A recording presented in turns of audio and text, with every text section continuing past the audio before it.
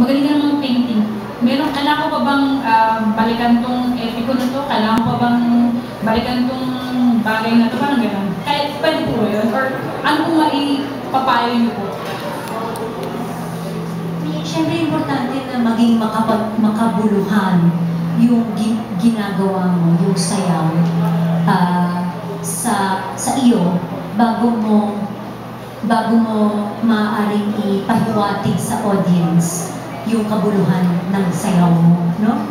So, syempre kailangan unawain mo. Halimbawa, kung Odile sa Swan Lake ang sinasayaw ko, syempre kailangan alam ko yung kwento, alam ko dapat yung character ko, dapat alam ko kung Romeo and Juliet, kung Juliet yung role ko, alam ko dapat yung kwento ni Shakespeare. Ganun din sa kahit na anong choreography, kahit na anong sayaw, kahit na anong role na ginaganap mo. Siyempre, the more you know about the character and about the choreography, about the music, as a dancer, yung kaalaman na ito, it comes out in the performance and it becomes clearer, not just to you as an artist, but to the audience as well. Pwede ba akong magdagdag ng konti dyan?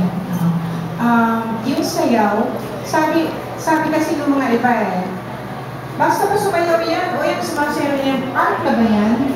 Diba? Ganun eh. O, siya, nagsayaw siya sumasayaw. Artist na ba siya? Malaking mahalagang tanong yan. Sa mga traditional na sayaw natin, iba-iba yan, di ba? We have a very diverse tradition in dance. At bawat sayaw may dahilan, may pinanggagalingan. So if you are going to trace the life cycle of the Filipinos, every single cycle, stage in the cycle of life, merong sayaw. Pero may dahilan kung bakit siya sinasayaw.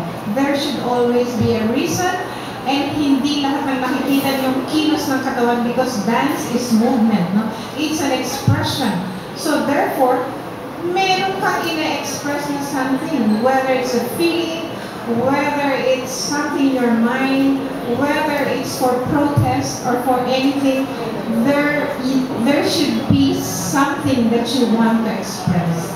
And yung pagsasayaw din, meron din naman yung technique.